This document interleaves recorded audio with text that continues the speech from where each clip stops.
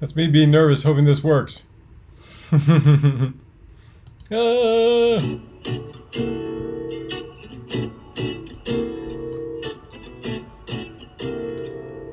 Please work, you live stream. Please work, Mr. Livestream. So I lowered the resolution way down, so I may be a little bit fuzzy today, but hopefully this means it's gonna work now. I see a little buffering circle, but it shouldn't have to buffer as much with my resolution being so low, so hopefully this will work. One way or another, I'm stuck in a hotel room! I need to have some fun! Gosh darn it! Ah!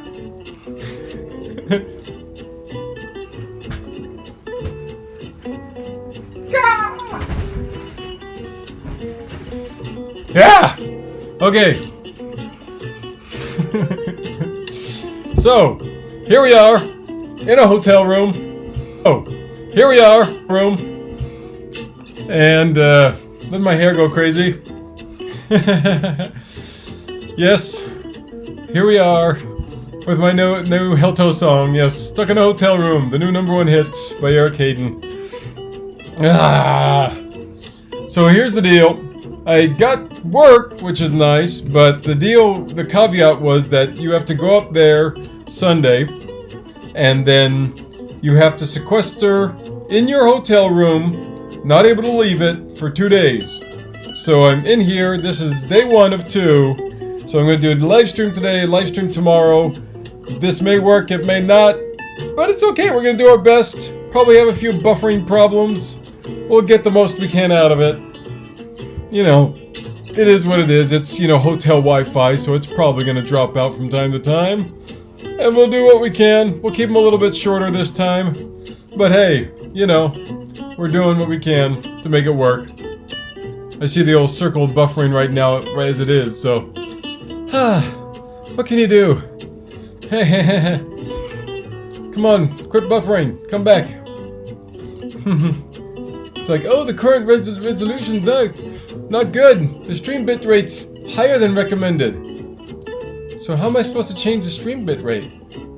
That you use a stream bit rate of 400 kps. Oh, so I have to use a lower stream bit rate, apparently, is what I need to do to get it to not do this crazy buffering thing. But apparently, I can't change the stream bit rate. Can I while I'm doing this? Let's do that. Let's change the stream bit rate. 400. Okay, see if that works. I changed the stream bitrate. Let's see if it works. I did what they said. Drop the stream bitrate.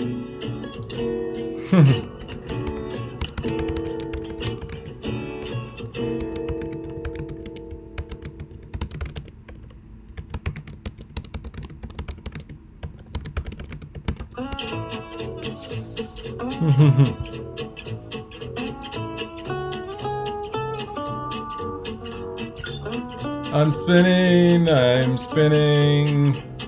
The darn hotel's killing me. Why spin? Stop spin.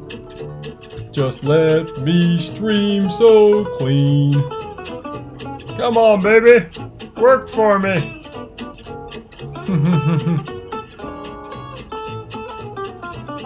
I dropped all my numbers.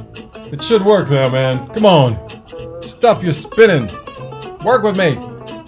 Work with me. Come on. Not buffering for you. All I keep seeing is my thing stuck on the same screen, not going anywhere. So I'm like, what's going on? I don't look like I'm working at all.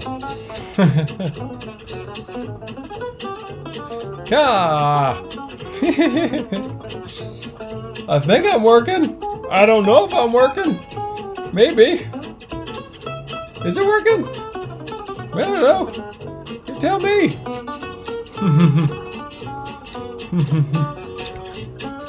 Let me put it on and see what you guys are seeing. Because apparently I'm not seeing anything. It's just sitting there spinning. That's what I get for trying to do Hopeful to Wi-Fi. Apparently I'm not seeing anything. Oh, I hear myself though.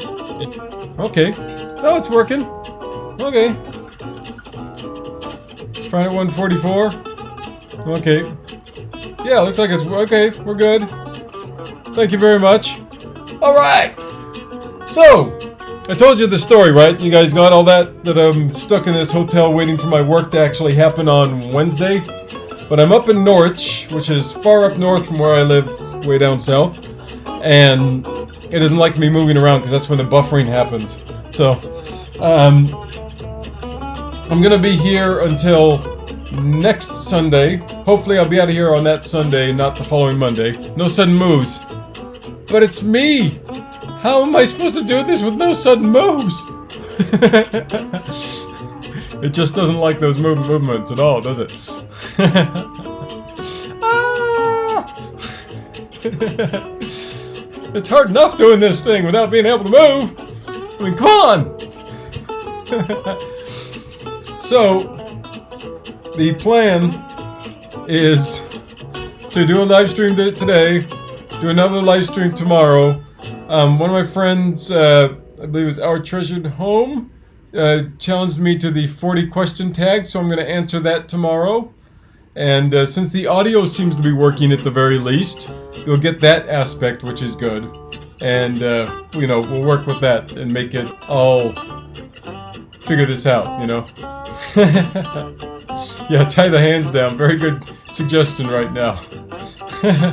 Don't move. Hi, okay, I am doing my live stream like this now. Can I move my eyes? Is that okay?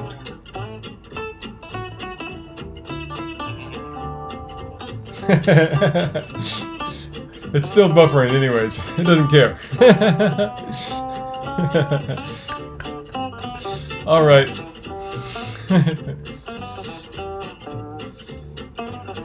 The Crown? I haven't seen The Crown recently, myself. She's asking LG though. So, I guess I can tell you some current updates.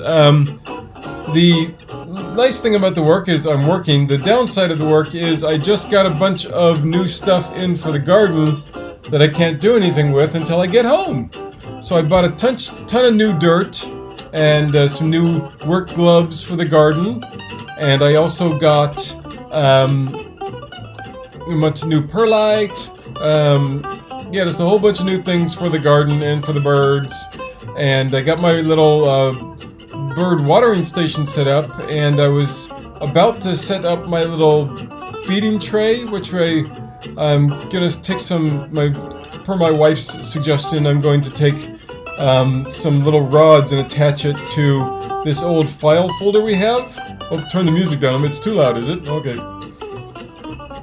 I've always had the problem on the other computer of it being not loud enough. So, there we go. Turn that music down a little bit there. Now it should just be background music. Background music. No, I'm getting too quiet. I can't be that quiet. Okay. I need to push past the music. That's my job. Anyways. Okay. Hopefully that music's at a good level now for you. But,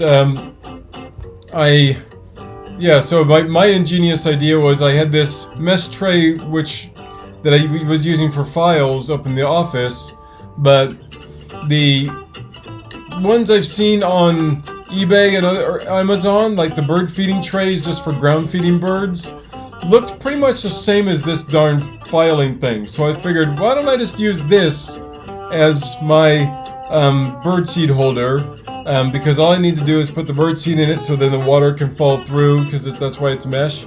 And then I will just attach some stuff underneath it so it's not sitting straight on the wood and defeating the purpose. The whole idea is to have it slightly elevated so any rain, we've been getting a lot of, just falls right through. And they can just jump on there and get the seed without it being soaked and ruined. So yeah, that was one of my little plans, and I didn't have time to do that before I left, so hopefully I can do that once I get back. That'd be nice. But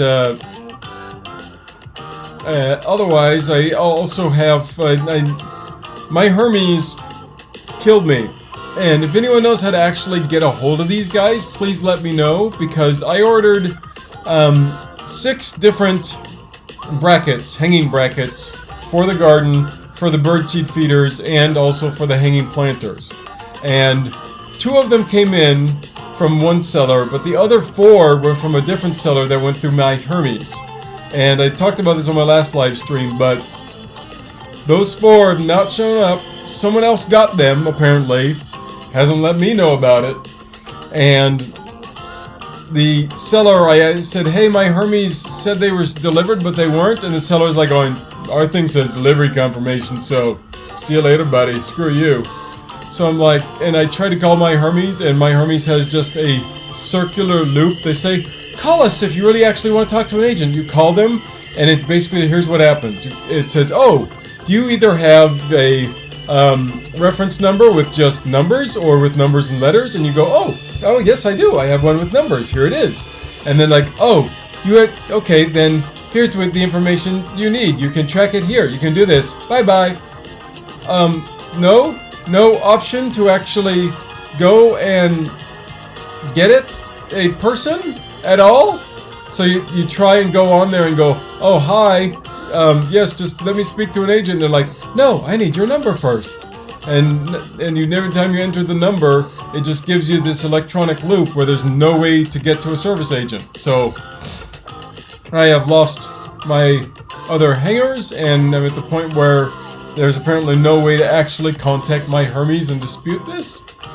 So, unless someone knows how to, I'm going to just order some new ones and have to chalk that up as a loss. Or write it on my taxes, I guess.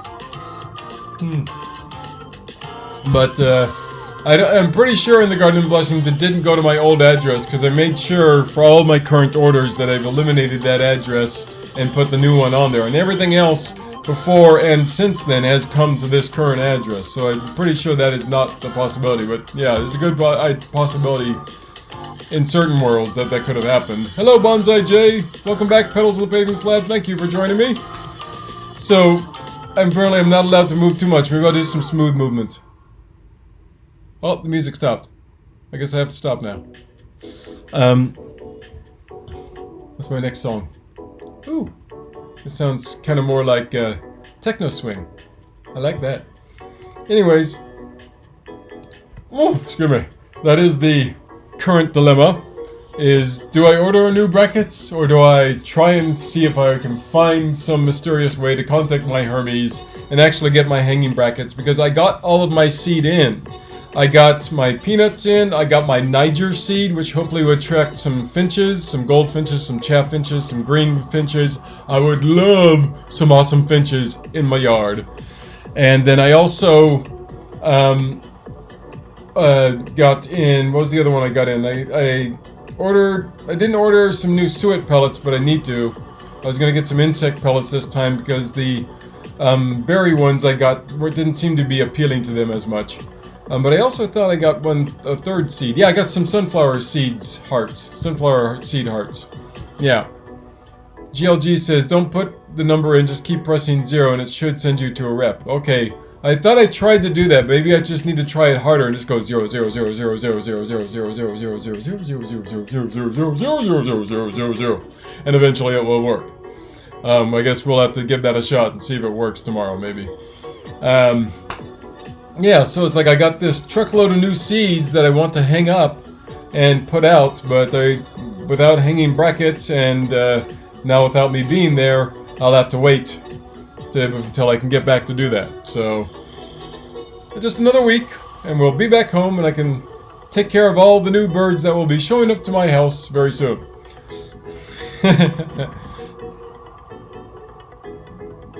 Otherwise, the plans are the same as I talked about last time with replanting some things.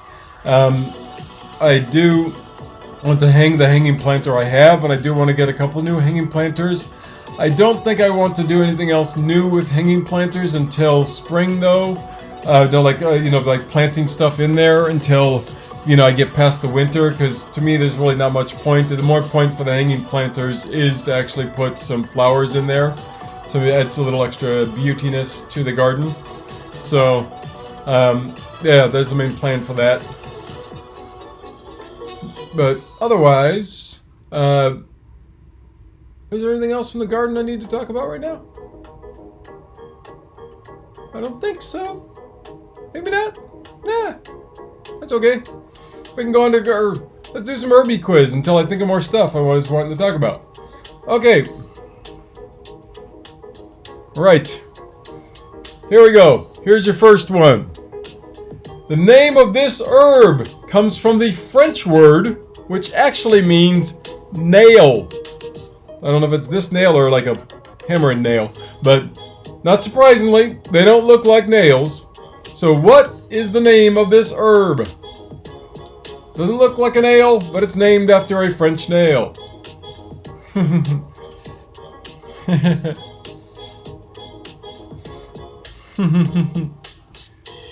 Yes, with the birds coming in with suitcases under their wings. I like that.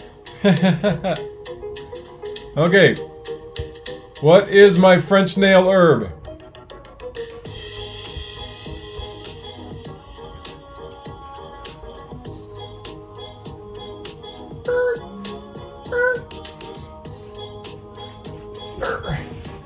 I can't move very fast on this thing.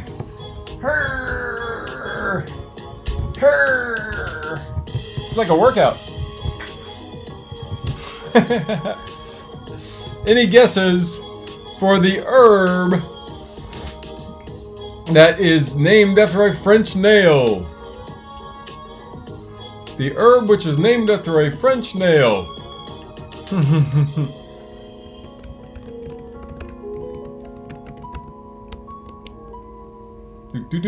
Do.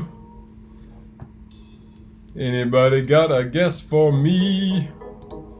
You can also use this particular item. This might give it away if I say that. How about this? Their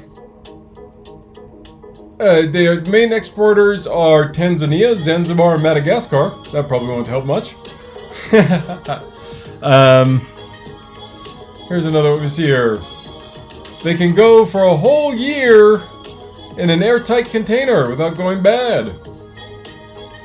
Yeah. They will exude some oil when you press them with a fingernail. That links right into the old nail thing there. There you go.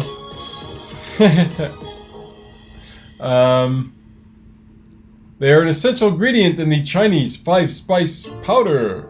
Ooh, yes. This is an herb. Not many answers coming my way today. Okay. In the Gardens and Blessings, you don't have one for me? You've been the herb master lately on guessing my herb trivia here, so.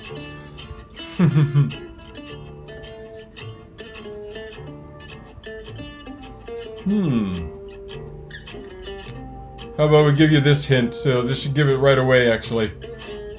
This one can be used for tooth problems. So if you have tooth pain, you can use this particular, actually more of a spice. I'm thinking about it. It's actually more of a spice. It's probably throwing you off that it's actually a spice. Herb spice, you know, same area. But it's used for tooth pain as well. So I just bring up herb quiz and they add spices in there and then I just go, oh yeah, herb. My mind immediately goes to herb. There it is. GLG hit it. It's cloves. Yes, the cloves. Which of course come from the tropical clove tree. Have a nice warm aroma. A sort of characteristic taste. Have eugenol in them. Very important essential oil. Alright. Clove is a spice. Yes, it is. Very true. I just said it wrong the first time. Okay. Here we go. Here's one that is definitely an herb. Okay, this one's definitely an herb. Here we go. This herb is best known as the ingredient in Béarnaise sauce. Another French one tilt here. Another French tilt. Okay. The name comes from the Greek word for dragon, And it kind of sounds like it too. So, what's this the herb that's best known as an ingredient in the French béarnaise sauce? And it actually originates from the Greek word for dragon.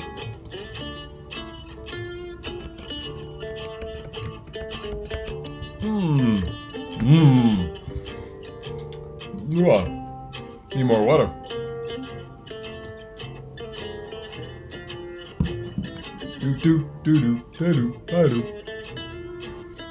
Let's see, we have any answers? Mommy and Kimberly's Adventures in the house. Welcome, we're doing some herb quiz while I'm stuck in a hotel room. We're stuck in this hotel room. Oh, am I moving too much now again? It seems to be buffering pretty good lately. Hotel room. Hotel room. Okay. In the Gardens and Blessings, she's back on it. It's tarragon. Congratulations. Tarragon or dragon. Yep. Tarragon, the dragon herb. Yes, I have no choice but to go nuts today because I'm in a hotel room, sequestered for 2 days, not allowed to leave, perfectly healthy, but those are the rules that we're stuck with. So, here I am. Yay! Thanks for joining me amidst this madness. Woohoo! It's a good bit of fun, and we're just doing some herb quiz stuff since I'm here. Unless anybody else wants me to talk about anything else in particular, I am happy to do so. Tarragon is an herb that is also from the sunflower family. It is considered one of France's fine herbs, alongside chives, chevril, parsley, and thyme. Records of the use and cultivation of tarragon date back to 500 BC. And there's two primary varietals of it, apparently. French tarragon is also called true tarragon, because of the French, of course, it's true tarragon. And there's also a Russian, more hardy variety, but it's apparently not as flavorful. And there's also ones that are known as the false tarragon, which like the Mexican tarragon, apparently. Ooh. Here we go. Let's find some other interesting facts about tarragon here. Let's see here.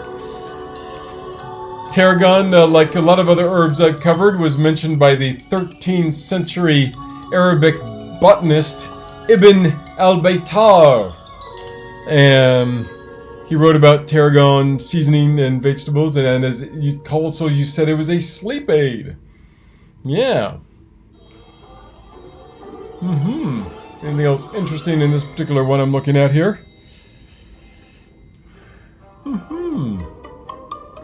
So apparently Russian tarragon was discovered by a German botanist.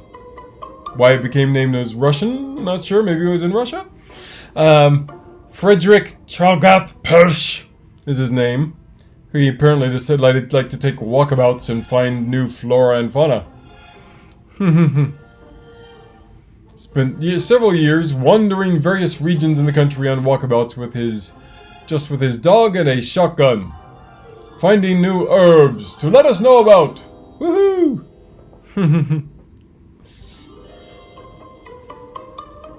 So apparently he published a book in 1813 which included lots of new specimens of herbs that were collected by Lewis and Clark in their expeditions. There's an interesting fact right there. I like that fact. Cool. Yeah. Alright. Oh, we gone back to the buffer problem. Don't buffer! I'm gonna be still again. Sorry, I didn't mean to move. Forgive me. Okay. Let's do another question. Here's here. Oh. Okay. I'm not sure how true this is these days. I'm not sure how old this quiz is, but I know I've heard lots of different thoughts on this one here, but let's see if people can get this one. I'm assuming that the audio is still coming through, even though I'm seeing the little buffering signal circle. No, I'm showing through. Okay. I'm just looking at the wrong screen. Here we go. Next one. Okay. Here we go. This is apparently the most widely used culinary herb in the United States. And apparently it is not sage. And there's a couple others I'm going to let you know if you don't guess them in a second here. So start guessing. The most widely used culinary herb in the United States. I don't know if I agree with this in particular. Because maybe they might only be considering... I think they're only considering culinary usage like in actual dishes. Because if they're talking in wider things, I would say it's definitely something else. Not this one. So this is just particularly culinary usage only, okay? Culinary usage. What is the most popular culinary herb? Bonsai J says rosemary. It is not rosemary. Yes. That is definitely one you would definitely think would be it. Definitely. But it is not sage or rosemary. Yes, both very popular culinary ones. Rex George says the third says parsley. It is parsley. It is parsley. Rex George the third, congratulations. You're on the herb board. Woohoo! So, here's the current score. For anyone keeping track here.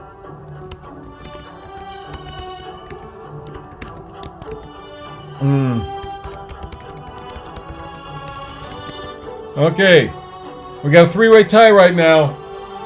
GLG, Rex George, In the Garden, all have one each. I'm keeping score today. Just cause, why not, you know? Woohoo! Okay. Food job. But yeah, parsley, oddly enough. Let me find you some quick facts about parsley, because there are like some really cool ones. I know I want to do a parsley video, because I've come across some before that I was like, what, really? And I've seen some really cool, interesting facts about parsley. Including where it got its name is pretty interesting. But it's not... Yeah, here's a fun one. So, according to legend, this is a mythology one, parsley sprang up where the blood of the Greek hero Archemorus spilled, where he was eaten by serpents. It's always a good way to start your life, you know. Have a Greek hero die and bleed, and that's where you start growing.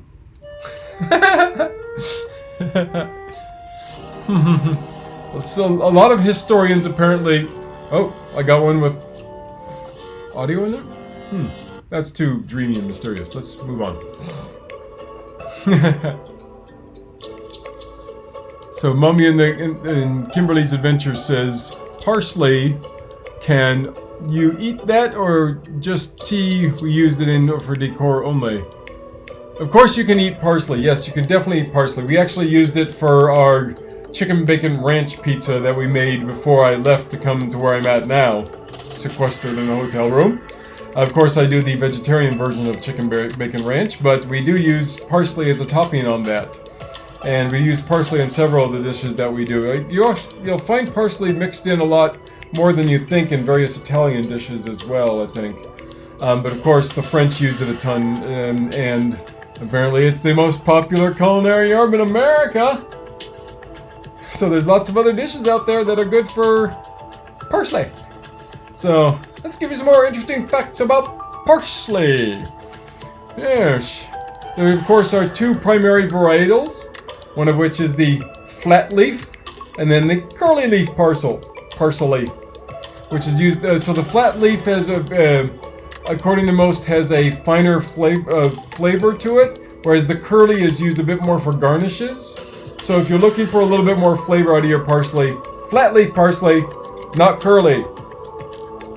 There you go. You've been schooled. Congratulations. Okay, so you only use fresh parsley, not the dried kind, whenever you can, because the dried kind loses most of its flavor and aroma. So whenever you can, use the fresh parsley, and you will thank me for it. Okay. There you go. Parsley stems apparently even have an even stronger flavor than the leaves do. So it's another thing to keep in mind, that if you're going to have some parsley, you could keep the stems in there to boost up the flavor of it. There's another one I had on here. So the name parsley comes from a Greek word which means rock celery, which is mainly because it thrives on the rocks and walls around Greece. So, so yes, rock celery is the meaning of the original, one of the early names of parsley. Let me see here. The Greeks made crowns of parsley to bestow upon the winners of various sports games. Yep, and it's in the same manner that they actually would use bay wreaths to honor Olympians. Yes, there you go. The Holy Roman Emperor Charles the Great. Sorry, not Charles III. Charles the Great has been credited by many historians about making the herb so popular that because he actually had a gown of it all over his property. Why do they call it a gown? A gown of parsley? Is this what you actually call it? But anyways, he was apparently such a big proponent of it that he had a large amount of it all across his grounds. So, in temperate climates, it can be a biennial plant, so it can make it more than one season, and you don't have to replant it every year. But in tropical areas, it generally is an annual herb that you have to actually replant every year. Let me see here. Anything else interesting on my list here?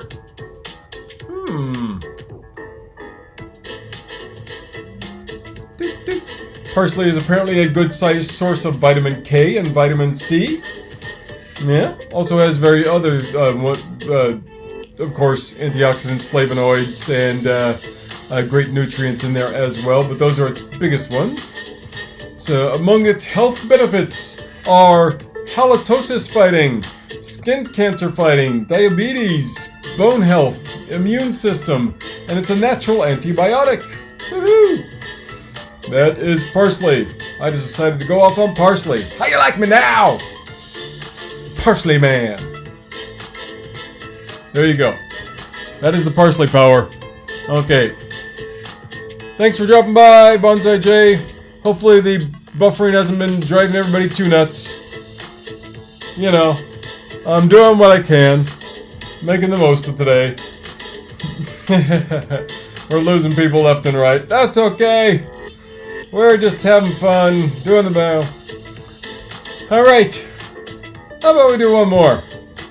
Why not? Nona Grace, welcome. Alright. You're just in time for this next one. So, this spice. That's the spice again. Here we go. Comes from the bark of various laurel trees. And it's a very common baking spice. Sri Lanka is one of the principal sources of where this spice comes from.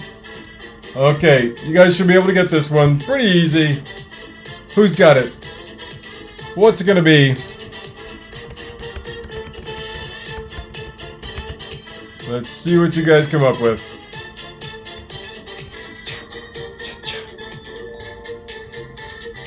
Ooh, ah, ah. Ooh, ah, ah.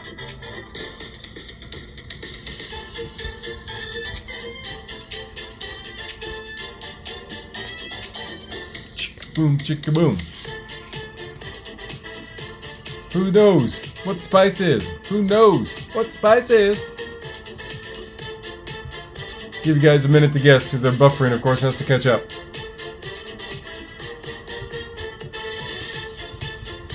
Woo! In the Gardens and Blessings, pulls ahead. It's the cinnamon. It's the cinnamon. Oh yeah.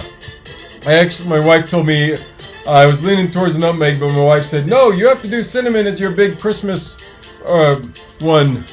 My next history video after I finish doing garlic needs to apparently be cinnamon.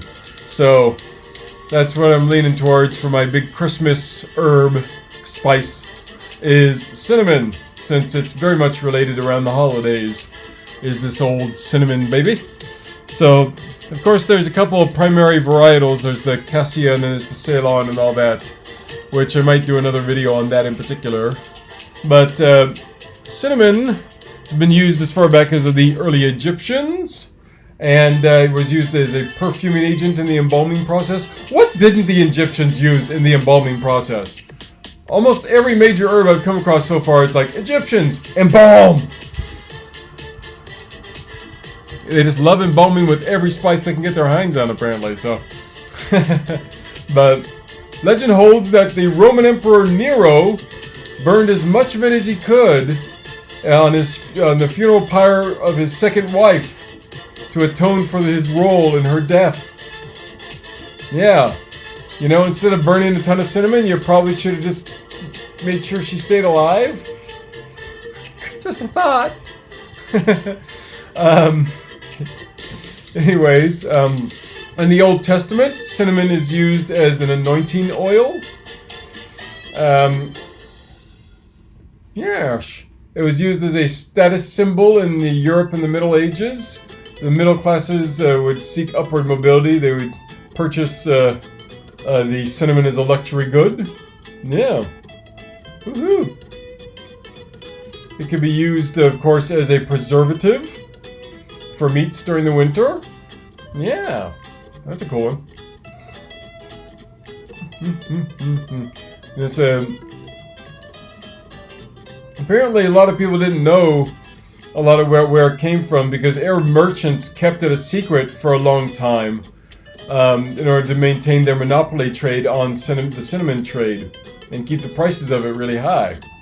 Yeah, that's an interesting one too.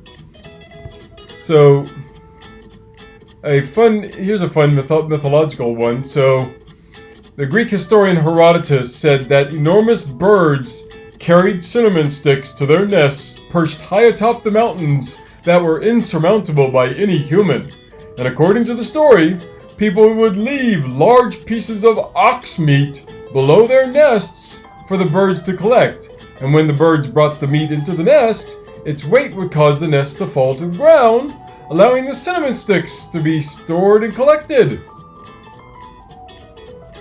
The things people come up with. I love imaginations. Oh man. Another good fun tale is that cinnamon was found in deep canyons guarded by terrifying snakes.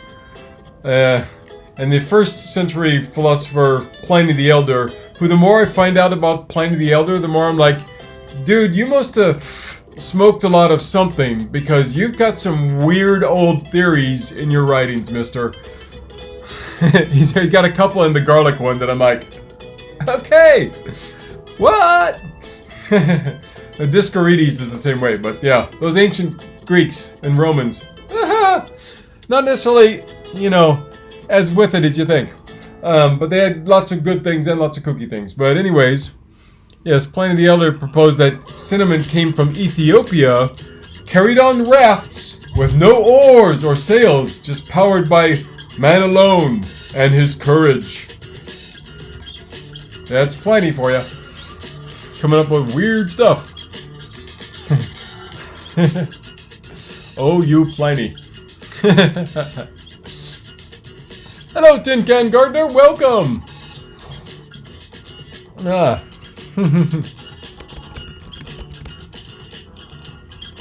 Yeah, I do need to do a what's the difference video. I know there's some other ones out there, but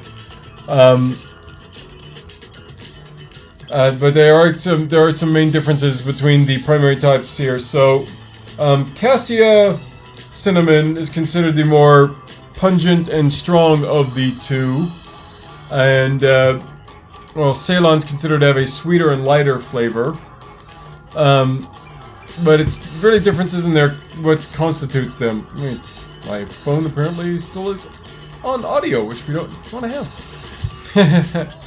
So, Cassia cinnamon has a higher content of coumarin, which is a constituent.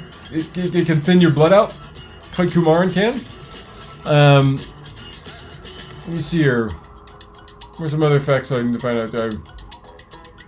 Can be found in 3 primary forms. Yes, we all know that.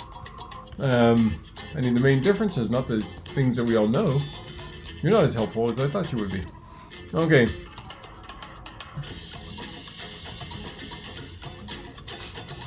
I'm gonna go back at some other things about that. Yeah, I gotta do my research on cinnamon again, because I know there's some other differences between the two of them. They say that's a matter also where they originate and where they grow is one of the main other differences. Of course, like I said, they taste a bit different, but it's mainly the difference in those two categories. The cassia and the Ceylon are the two main differences. The two main varietals that are out there. So, they both, of course, are harvested from the bark of trees. It's differentiating the way that they're harvested, apparently. Cassia cinnamon is the one that's probably know as cinnamon the most, because it's the one that's found most often in spice cabinets and such. It has the more intense flavor of the two. It's the more potent of the two, which is why it's used more often. It's a bit darker in color than the two. There's three main types of cassia: Indonesian, Chinese, and Saigon. They all each have a slightly different flavor. That means my favorite cinnamon's probably might actually be a Ceylon, which is Vietnamese. Let me see our...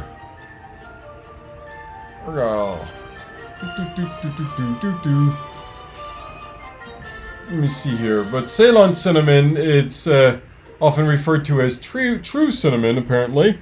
It comes primarily from Sri Lanka, is the main place for it. Some people say this is actually the good stuff, because it's a little more expensive, and when it's harvested, the sheets are actually taken from the tree and usually processed by hand and rolled into flat layers that are much thinner and finer in texture than the cassia. So, there's another one of the main differences there. But apparently the flavor and aroma are a bit more mild, they say, but there's more floral notes, and apparently it's just a little bit more interesting and powerful in that sense. But both types are real cinnamon, and they just come from different sources, is the main thing. Yeah. I will finish sussing that out and do a nice video on it. Wow. And let's move on for now.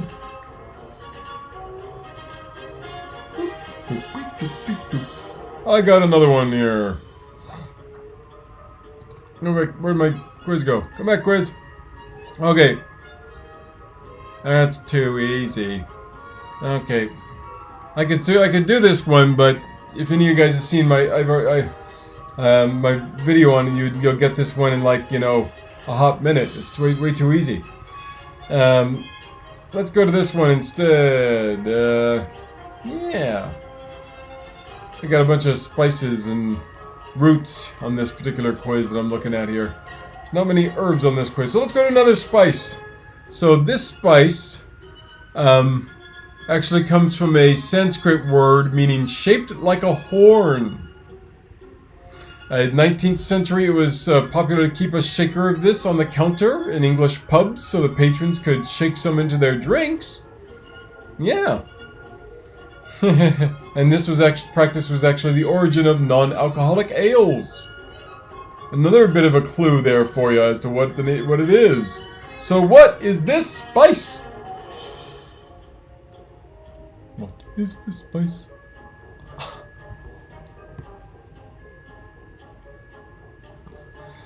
Deanne is on the board. It is ginger. So quick. Yes, shaped like a horn because the roots often are tilted. Ginger. Yeah. So that's why they say it's shaped like a horn.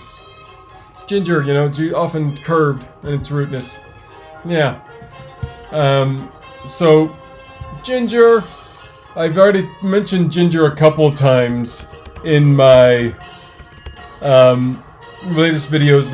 Ginger is one of the top herbs in my top 10 herbs for pain relief, So you'll definitely find it in there. And I got another video coming up that's soon that'll have ginger in it as well, I think. But, ginger. Oh. I've used this song on one of my videos before. I like this one. So ginger goes back really far back, like 5,000 years. Ancient Chinese philosopher Confucius celebrated its healing powers, and the Romans thought it a strong symbol of wealth and fertility. Yes. So ginger root was actually more discovered around South Asia before being exported to East Africa and the Caribbean. Of course, it was a main part of the spice trade.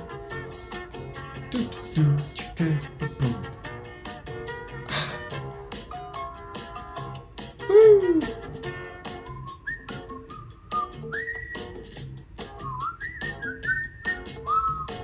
Let's grab some more history here. So, not much I'm finding on the history of this right now. I'm gonna have to do some more digging here, apparently. Yeah, I'm not seeing too much. Confucius actually also said to eat it with every meal. In 406 AD, there was a monk named Faxian who apparently wrote that ginger was grown in pods and carried on Chinese ships to prevent scurvy. And during the Song Dynasty in China, which is 960 to 1279, ginger was being imported into China from southern countries. How is that a historical fact? Yes, it was being transported all over the place during those times. Why are you even on this page? Totally worthless fact.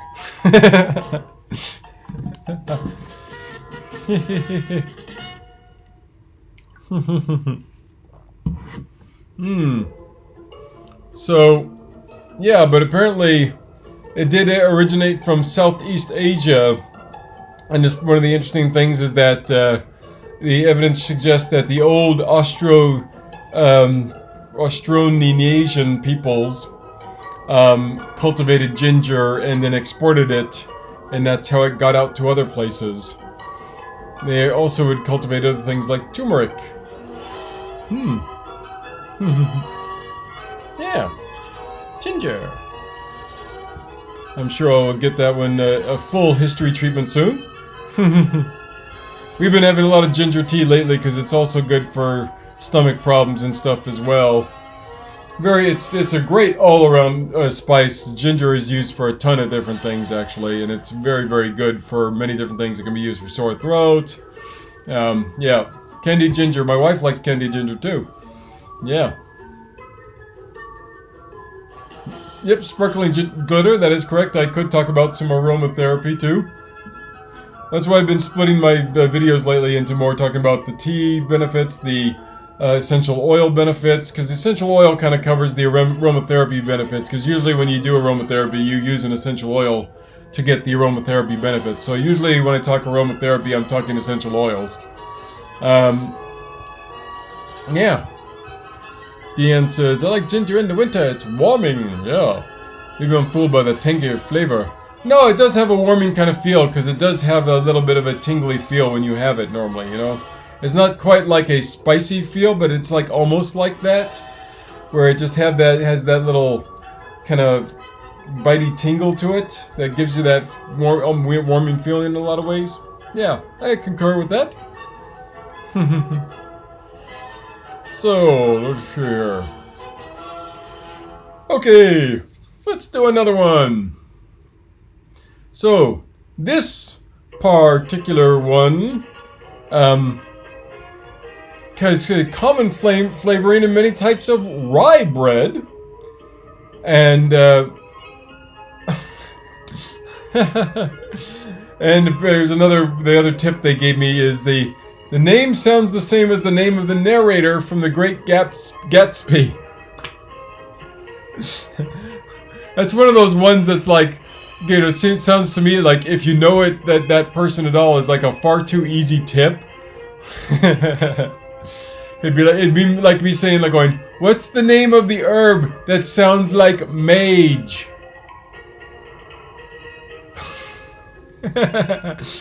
Oh, I don't know. Is it turmeric? Yes! Deanne, it is caraway seeds.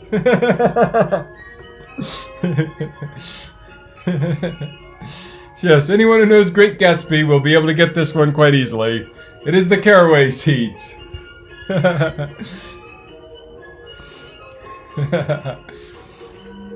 Oh man. Killing me. Oh man. Okay. How about we do another one? Let's do another one right away here. So this herb is a member of the alum family and is sometimes known as rush leeks. Not like Rush the band, but rush leeks. And it's found often in herb gardens and kitchens, of course, because it's a very usable herb. We use this one a lot. I have grown this one myself before as well. So, what is this herb?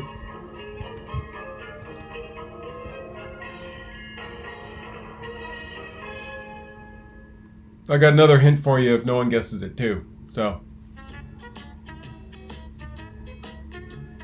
what is this herb? Oh, please, someone let me know what this herb is. Which version of the movie is the great one? Did you like the recent one or the older one with like Robert Redford? The Great Gatsby. I assume that's what you're talking about in The Garden of Blessings. It's either the Baz Luhrmann version, the new one, or the old Robert Redford one.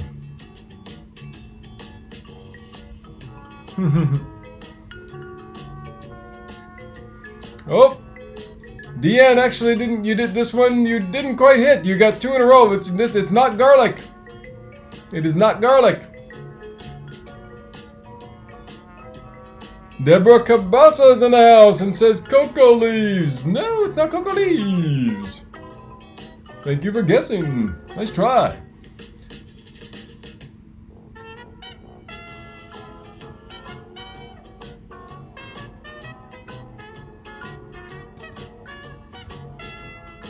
So this particular herb is often added to cream cheeses or soured creams to give them a new dimension.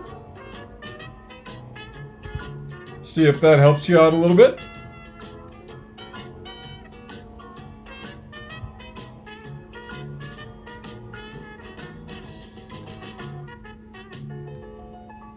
Herb leeks are officially a vegetable. It's in there in that same family though, I think. Are they in the same family? I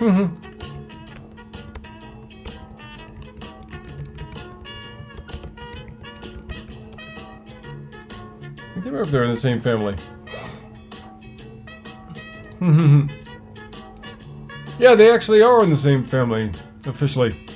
Same biological family. The Leo DiCaprio one. Oh, so the newer one. Okay. There it is! She's got it on the third try. It is chives. Chives! Oh yes, I just love saying that. Chives! Yeah, it's a part of the onion family, the alum family, so they are all part of the same family overall. Amaryllidaceae. Yeah. The allium. Woo!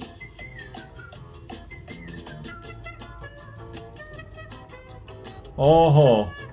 How long have I been going? Made it almost an hour. Woo!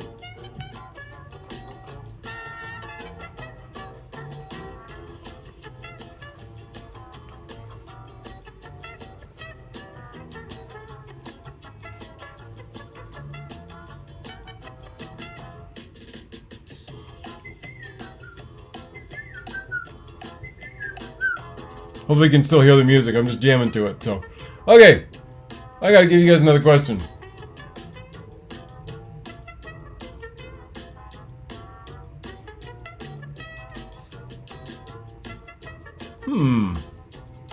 Okay.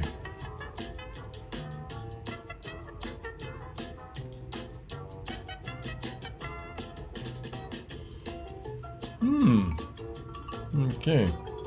There's another thing. There's some of these where I'm like going, I'm trying to make it difficult enough that I say it and you just go, oh, there it is, the answer. No problem. I want to make it just a little bit tough, because some of these are so easy. Especially when I've done videos on them. If you watch my videos, you're like, oh, it's definitely that one. I know that one already. You told me about it, Eric. It was added to vinegar. It was applied directly to the head. It was said to be an excellent cure for headaches. Yeah.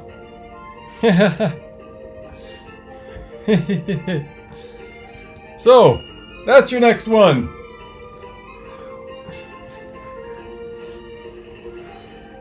My numbers have been going all over the place, just like I have today. Woohoo!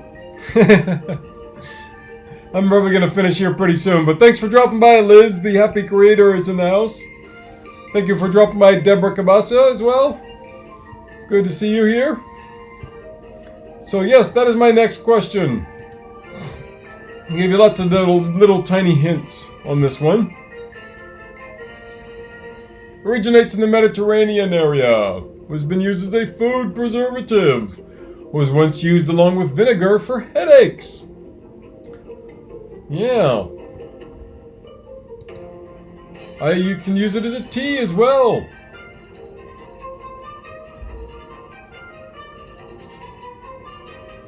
In the Garden of the Blessings has the drum roll going. Woo!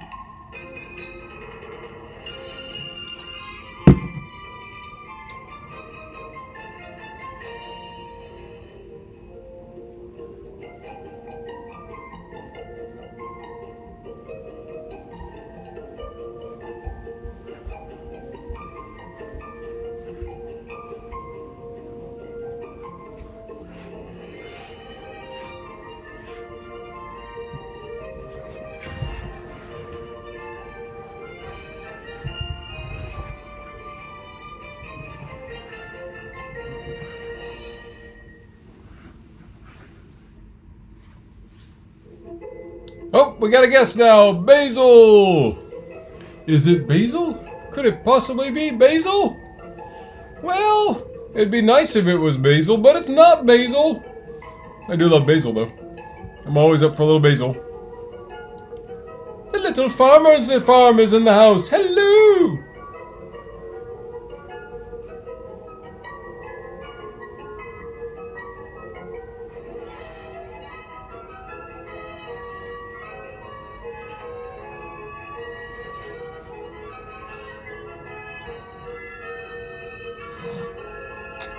In the Garden in the Bus it says pepperming, which I assume is peppermint. There it is.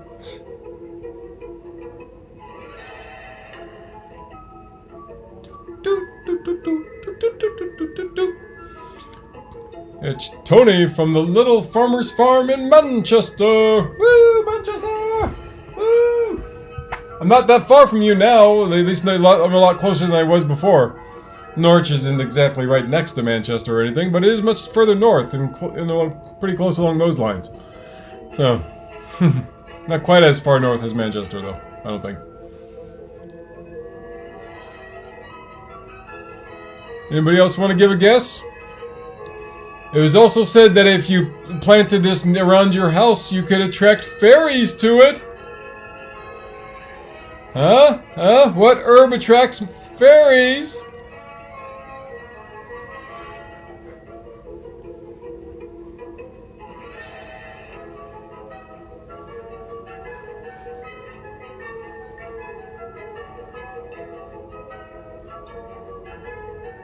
Come on.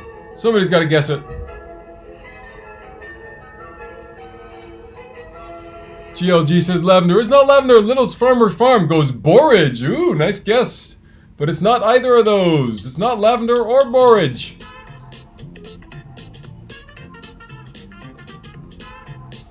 Well, I think it might be time to give you the answer.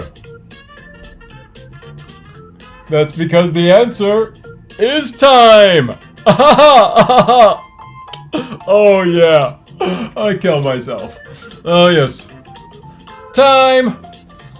That is the herb. And if you haven't seen it yet, go watch my History of Time video, or the Mythology of Time. Yes, tell you all about the wonderful facts of time. They've got some really cool ones. That whole fairies thing is in my video.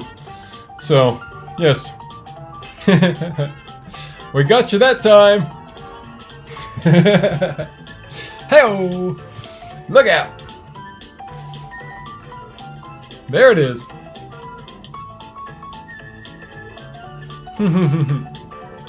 Yes, please do go watch that video. But my next couple of videos coming up are on this. Garlic. That's right. We are doing garlic videos. So I got this monster book here all about garlic, and it's been slowly but surely I've been putting it together. But I filmed and I was starting to edit my video on why do vampires hate garlic, and unfortunately it's not in time for Halloween, but it will be in time for November, so I'll release that one once I get back. Not next Sunday, obviously, because I'll still be here, but the following Sunday. So, in about 2 weeks, which is still November, I think? Maybe? Yeah, it's the 30th of November. Okay, it's still November, so it's not too far away, at least. But so I got the Why Do Vampires Hate Garlic video, and not too long after I will be doing the History of Garlic video. And then I need to jump into doing some cinnamon videos, and then I'll jump back into more garlic with doing a mythology of garlic video, probably in January, because I'm going to be filling up my wonderful holiday season with wonderful videos about cinnamon. Yes. Oh, you're a little bit late. That's right. So Little Farmer's Farm asks, so everybody who came in late, I am quarantined in my hotel room for 2 days because I'm up here to film some stuff for the History Channel. Excuse me. And I'm not filming, but the part of the COVID requirements was that I came up here on Sunday and locked myself away in this hotel room for 2 days before they said, yes, you can go film. So, so yeah, here I am.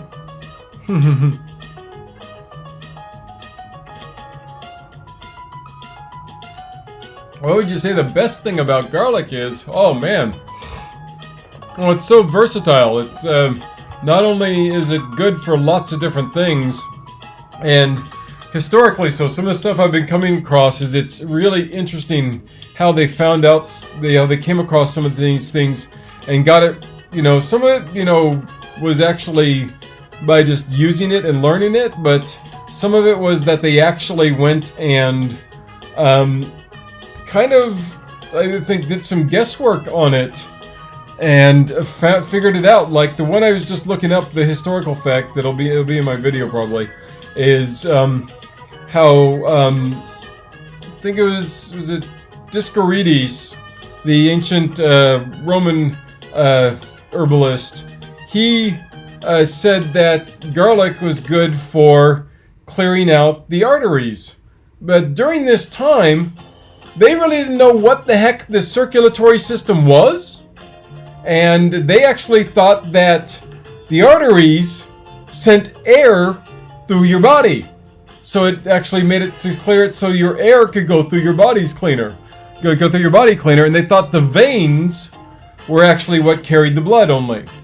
And they hadn't put those together as part of the circulatory system yet. But he basically was the first person to say, hey, this was actually good for this. And it turns out he's right. Garlic is actually good for reducing plaque and clogging in the arteries. So, yeah, very interesting fact, that one.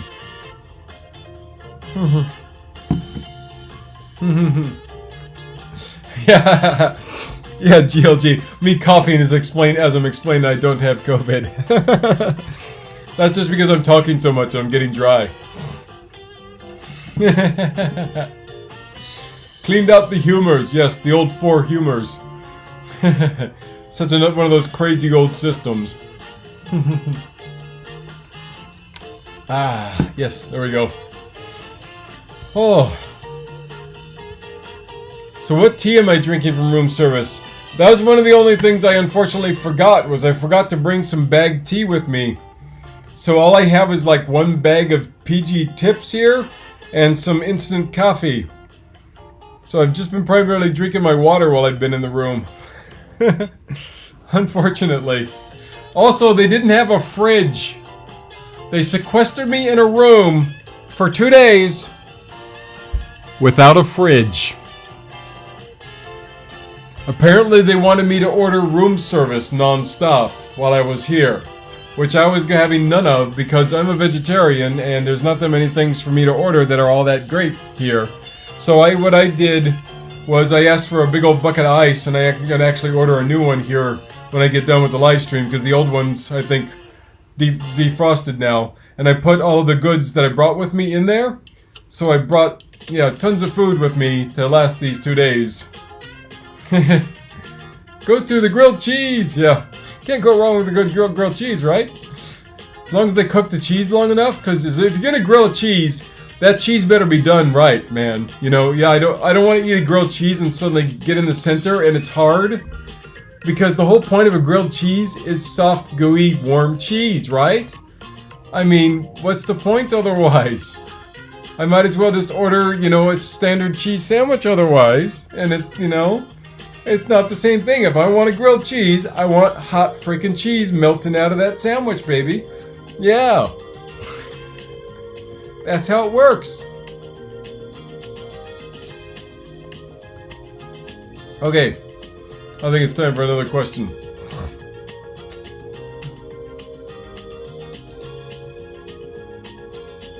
Okay, that one's too easy again. Here we go. Here's a lesser known herb. This will be a good one for a question. This herb sometimes goes by the name Cerulifolium and French parsley. And it also has a slightly aniseed flavor, apparently. It's a similar aroma to myrrh. You can use a poultice of this for your aching joints. There's a drink made with this that's apparently good for curing hiccups. Man, I'll have to try that.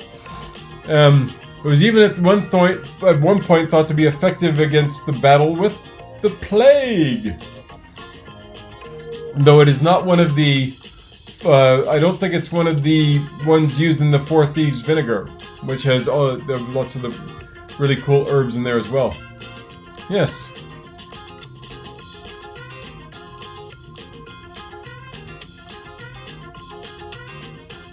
Portobello mushroom burger? Yeah, not too bad, yeah.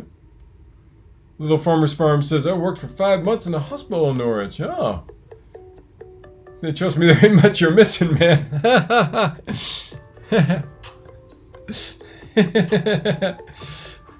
In the Gardens and Blessings, you probably said the same thing, right? Not Chaville, you probably said Cherville, right? I'm assuming you got because Little Farmer's Farm is correct. It is Cherville. But I'm guessing that in the Gardens and Blessings, you guessed the same thing. Cherville is the correct answer.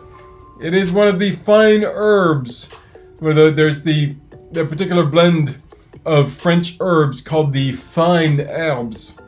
The fine herbs of tarragon, parsley, chevril, and chives, which are some of the main herbs that the French love to use in their cooking. Yes.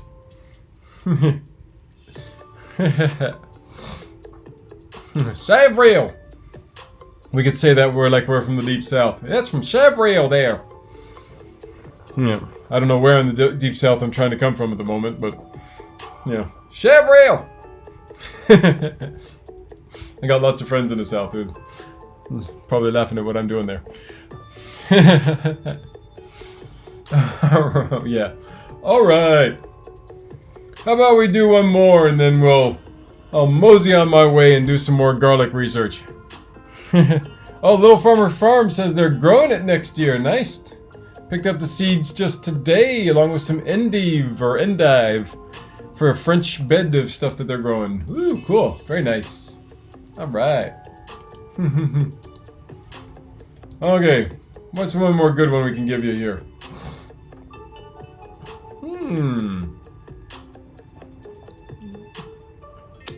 Oh, okay, here we go.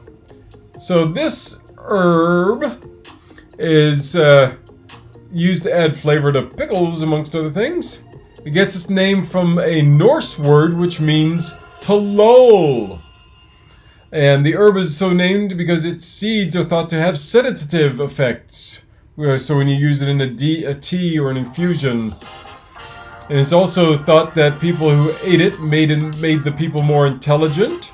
And it was thought to be ruled by the planet Mercury. What is this herb? Wow. I did not expect that. I clicked back and bam, everybody's like, dill, dill, dill, dill. Man, you guys are sharp on that one. That was easy. Good job, people. Awesome. The dill masters. You guys got that one quick.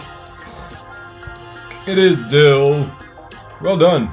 The pickle part gave it away. Dill pickle. I didn't even think of that. Yep, dill pickles. There you go.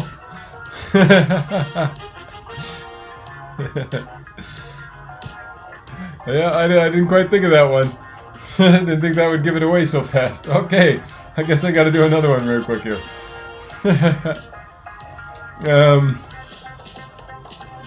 Okay, so this one has some other names. It also goes by the name of Seabright, and the seeds and leaves have been used to make ointments to treat eye conditions as well.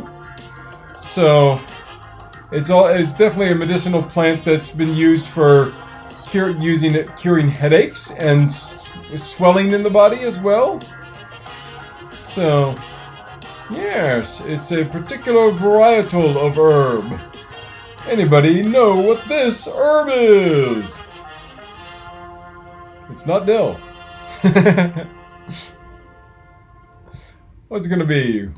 Who's got a guess for me?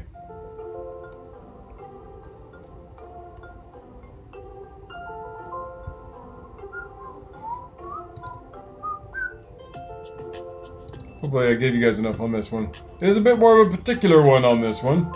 It's also been known as clear eye.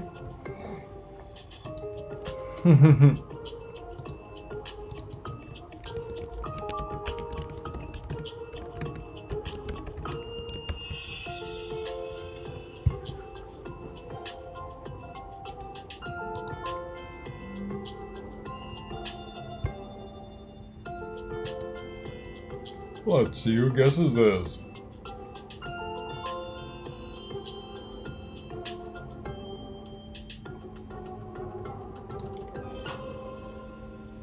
It is not turmeric. Some kind of plantain, eh? Nope, when it's not witch hazel either, GLG. Deanne says carrots are good for the eyes, but that is not an herb. That is correct. It is not that one. But yes, carrots, vitamin A, good for the eyes, of course. But we are talking a specific type of herb here. It is in the salvia family.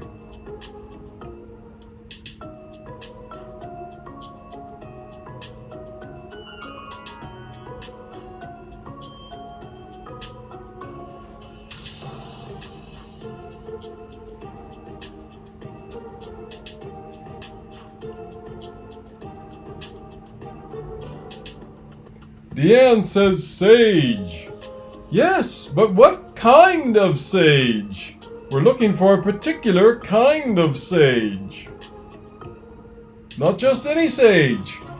It's a very particular kind of sage. It's not common sage. Should get an answer pretty quick now. White sage, says Deanne. It is not the white sage.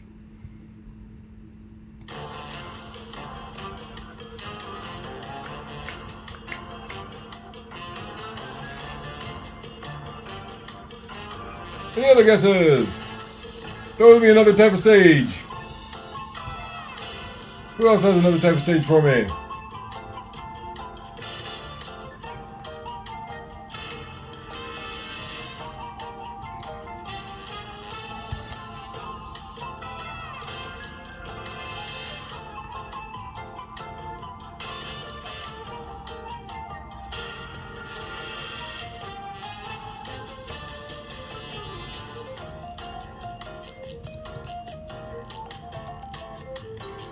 Oh, there we go.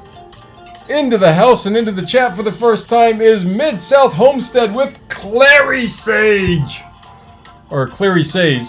I'm assuming you meant Clary Sage, but Mid-South, yes, got it in the bottom half. Clary Sage. It is Clary Sage. Red Sage, Holy Sage. There probably are other ones in, yeah. But Clary Sage has been used for eye health. It's also been used for stress reduction. Its antibacterial properties as a natural antidepressant for alleviation of various menopause symptoms and menstrual cramp symptoms. Yeah, there's studies on each of those. I have a PMS video coming up I'm looking at doing. I'm wanting to do a top 10 video for the top 10 herbs for PMS, which I actually did a longer form live stream one on that, but I was wanting to do a more succinct version of that as well. And I think Clary Sage was on that list when I did that one as well, so yeah. So yeah, Clary Sage. Alright, woohoo! Well done, Mid-South. Good show. Oh! We've gone to the Arabic music here. It's got a bit of an Arabic feel in this one. We'll have to do a dance break.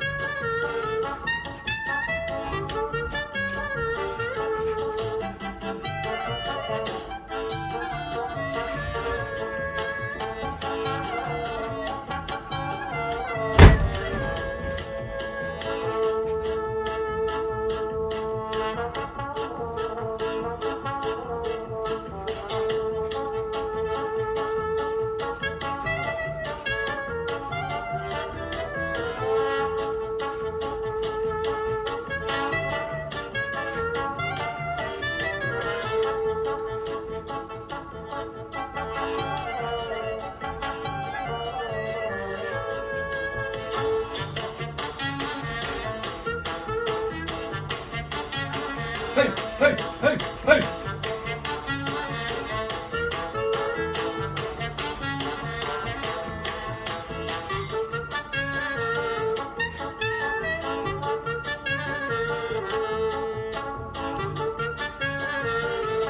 Woohoo!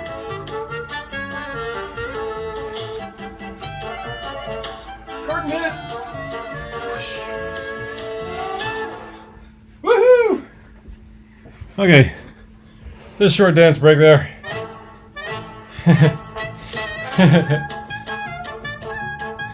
Oh, this is actually the song that I did the dance break to when I did my, I think my 1,000 subscriber video, my 1,000 subscriber giveaway. I did a fun little dance segment in there, and I used this song. Woohoo! Hopefully that didn't break up too much. Obviously you can only see so much of me. I'm in a small area here, so. Probably making the buffer go, oh my god, what the heck are you doing? Alright. You're moving around too much for this darn buffer. What the heck do you think you're doing, sir? I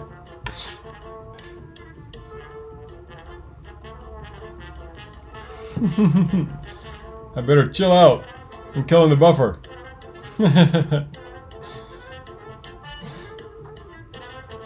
Seeing all kinds of breaking up now.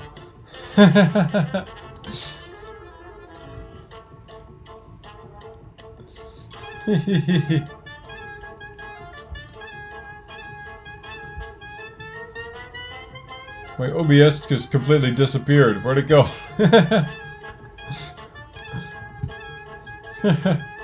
There it is. Okay.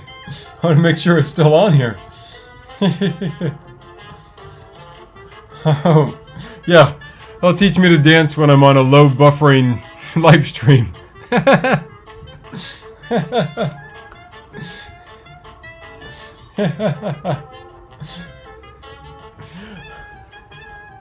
Oh well, what can you do? It's all part of the fun. But hey, when you're in a hotel in a live stream, that's what you have to expect. What can I say? Okay.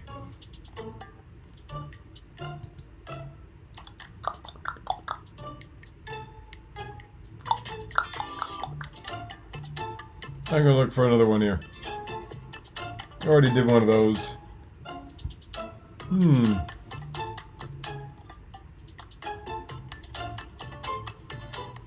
I already did that one too.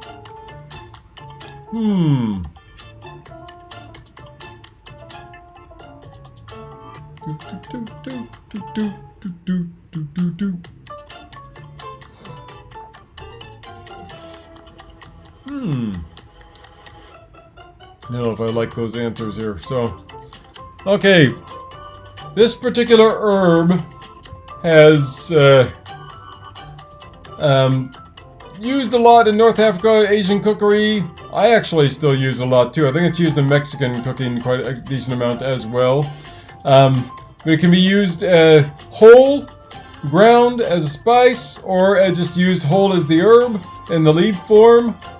The leaves and stalks are often used in Thai cooking as well. They're added to couscous in Morocco. It's great for using in salads too. We use it sometimes in other Mexican dishes that we have. We like using it in our fajitas that we make.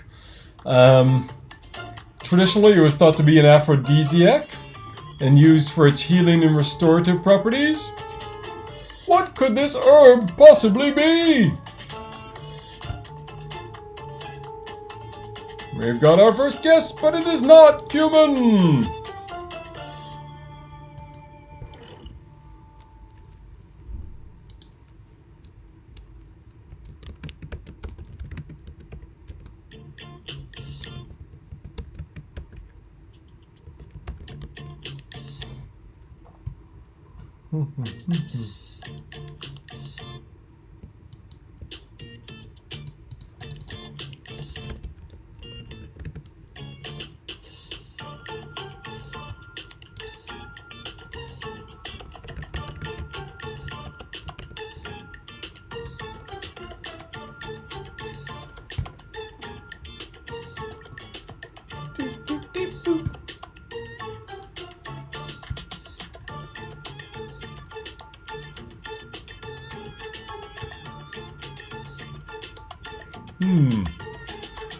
So, here we go. Little Farmer's Farm says bay. It is not bay, but it is coriander / cilantro. Mid-South Homestead and Little Farmer's Farm right after. Got it. It is coriander / cilantro. It's one of those ones that doesn't have the direct name transfer overseas. Most herbs and spices, they kept their name the same in a lot of places. Though, I mean, in some countries they're called differently. Like, but that happens more with vegetables than herbs. Most herbs have the same name, but you find vegetables like coriander, eggplant / courgette being different, or the zucchini / courgette being different. Eggplant has a different name to it as well, but for actual herbs, you don't find this happening very much, where the name of the herb is different in Europe compared to what it is in Americas. So, this is one of the few that does that. Cilantro / coriander. So, yeah. Welcome to the house, Nitome! Hello! But I have heard garlic is supposed to be really good, along with other alliums, for reducing risk of cancer. Or I haven't seen any the studies particularly that talk about how it's actually supposed to reduce tumor size itself. But I mean, they're coming out with more and more research all the time that is possibly true. So, but let's talk a little bit about coriander / cilantro. This one was actually mentioned as an aphrodisiac in the Tales of the Arabian Nights. It's also called, of course, coriander, Chinese parsley, Mexican parsley. There's some other names for it there. Probably one of the... They say it's another one of the early herbs used by mankind. Of course, the more I do herb research, the more I'm like going, you know, most common herbs were used as far back as 5000 BC. The interesting, you know, to say it was one of the first herbs used by mankind, you have to go back a little bit further than that and see if you can find it by the turn of the last ice age around 10,000 BC, to be truthful. So, but it was, of course, the Romans who helped spread it throughout Europe, and it came over to the Americas as one of the first ones to make it over here. It's been used in folk medicine for the relief of anxiety and insomnia. It's also been used as an antibacterial.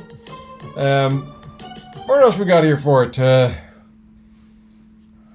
course, yeah, this is one of those interesting ones that because of certain traits, there's a certain enzyme in your mouth that if you're part of this, 5-10% of the population that has this enzyme trait, that the cilantro coriander will taste soapy to you. Yeah, I always bring that fact up because to me it's always like, wow, that's so crazy. It's amazing how that happens with some people.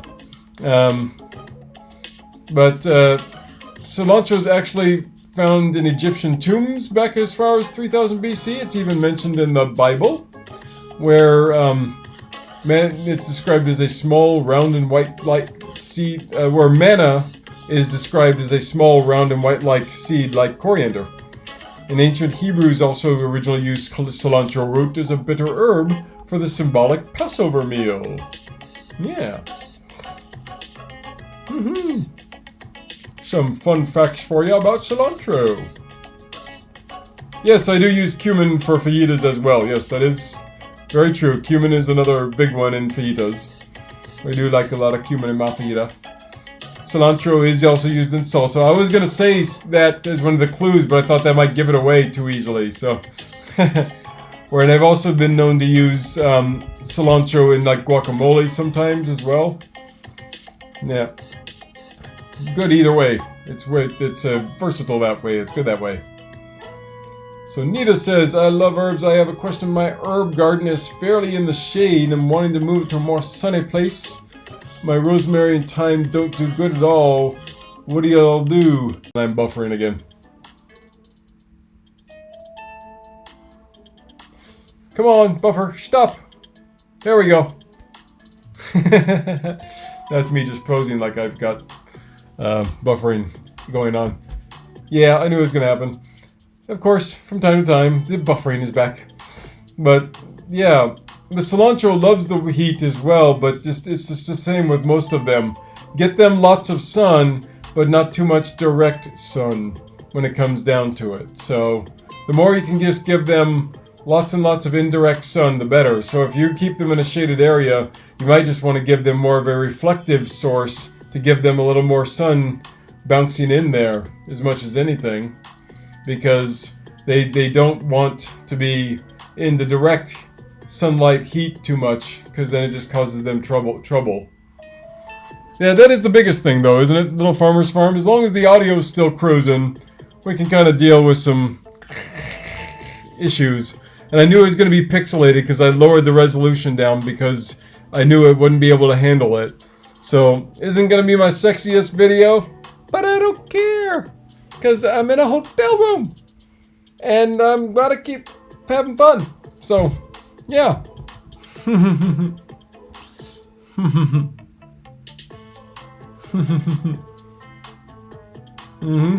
That's another way to go. It's just depending on the time of year you plant it, will affect the amount of direct sun it gets, as Mid-South Homestead says.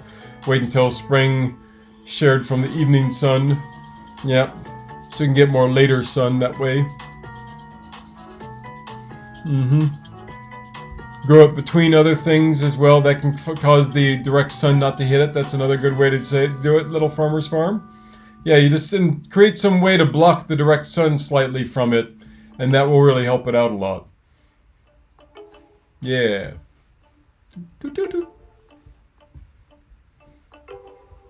Choo, choo, choo, chooka, chooka. All right. Do it in buckets and you can shuffle it around. Yeah, there you go too. Yeah, that's another good reason why, like, when I do mine in pots and stuff, it's easy to move it that way. So if you don't have a ground place where you can keep it in the correct light for the most of the year, then yeah, you just plant it in a planter or a bucket that you can easily move, and that way you can help it avoid the sun from too much of it.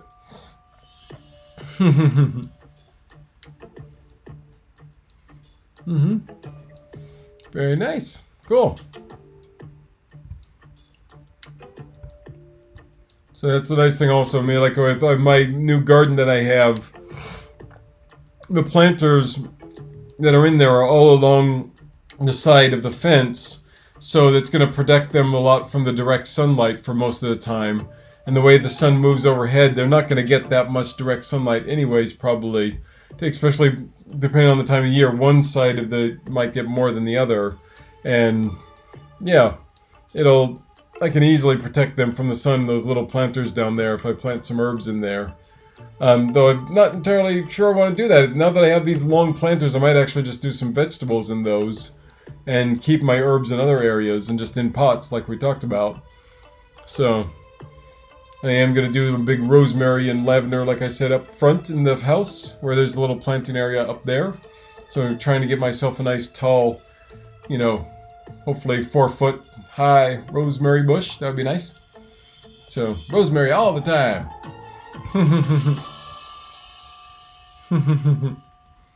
Woohoo! Alright.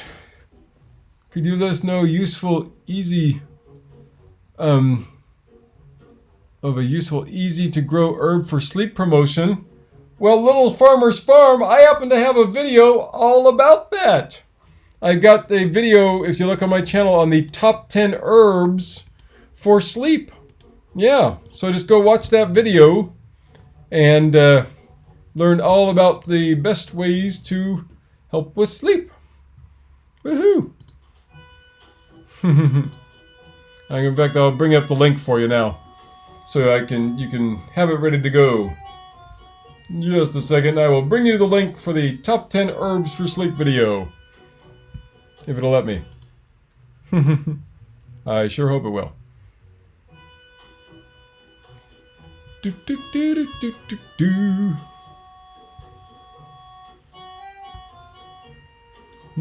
Yeah, my most recent top 10 herbs one was on pain relief, but not too long ago I did this video on the top 10 herbs for sleep. Boom. There you go. Top 10 herbs for sleep. Give it a watch. Yeah. Lots of great herbs in there. Lots that you've heard of before, and probably a couple that you may not know about. Yeah.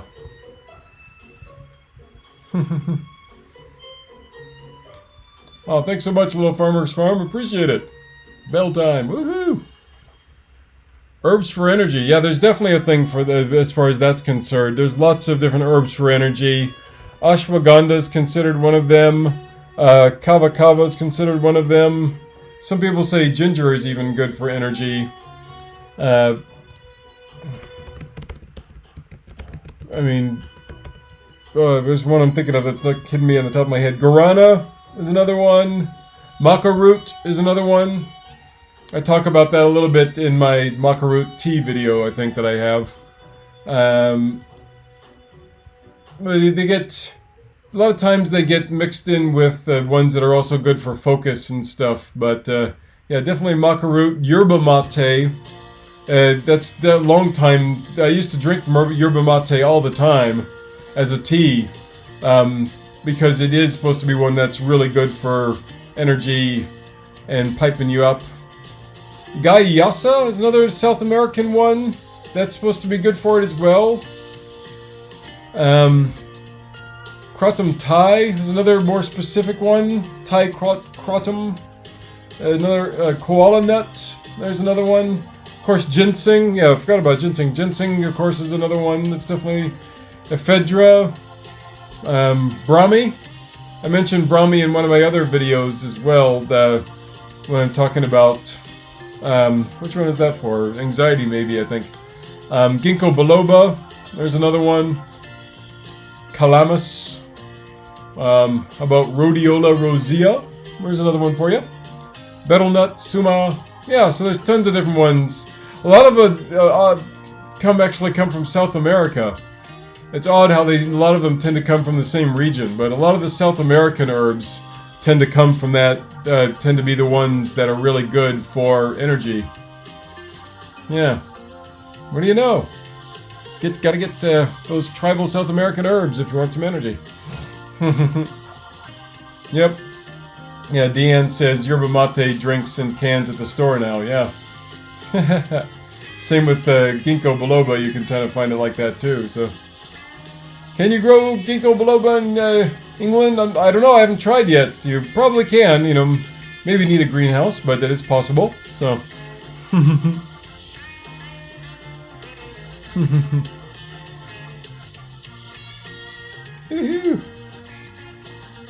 Mid-South Homestead says grew a lot of ginger in big pots. Yep, froze slices on parchment paper and vacuum sealed them. Very nice. Excellent way to go.